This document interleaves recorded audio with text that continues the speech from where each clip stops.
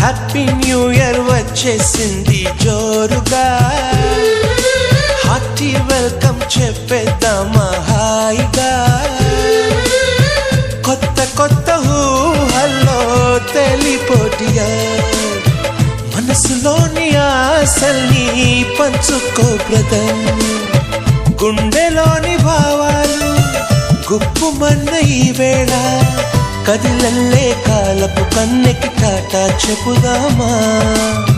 జనవరితో అడుగులు వేస్తూ ముందుకి పోదామా.